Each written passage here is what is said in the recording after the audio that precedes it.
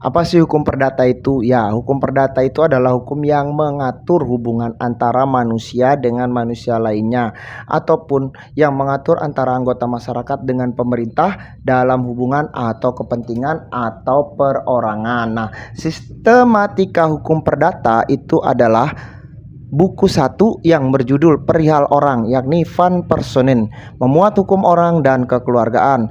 Buku yang kedua yakni berjudul Perihal Benda, yakni Van Zaken, yaitu memuat hukum benda dan hukum waris. Yang ketiga adalah Perihal Perikatan, Van Verbintenissen, memuat hal-hal yang memuat dengan hak dan juga kewajiban. Dan buku yang terakhir itu adalah Uang yang berjudul Perihal Pembuktian dan Daluarsa, Van Bezuidenverklaring, yakni memuat perihal alat pembuktian dan akibat lewat waktu terhadap hubungan hukum.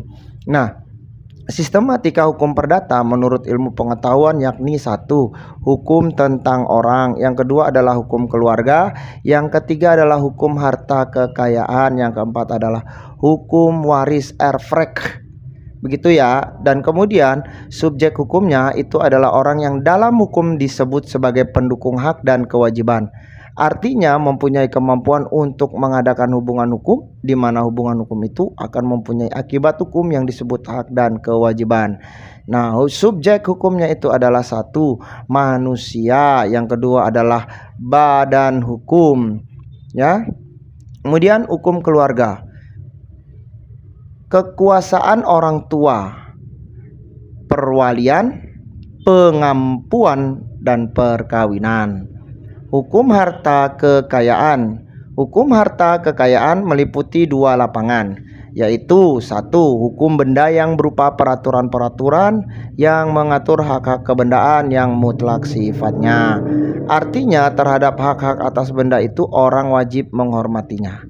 Yang kedua adalah hukum perikatan, ialah peraturan-peraturan yang mengatur hubungan hukum yang bersifat keberadaan antara 2 orang atau lebih, di mana pihak yang satu berhak atas suatu prestasi sedangkan yang lain wajib memenuhi prestasi. Kemudian hukum waris. Ya, hukum waris adalah hukum yang mengatur tentang kedudukan harta kekayaan seseorang setelah ia meninggal dunia dan cara-cara berpindahnya harta kekayaan itu kepada orang lain menurut undang-undang dan juga wasiat.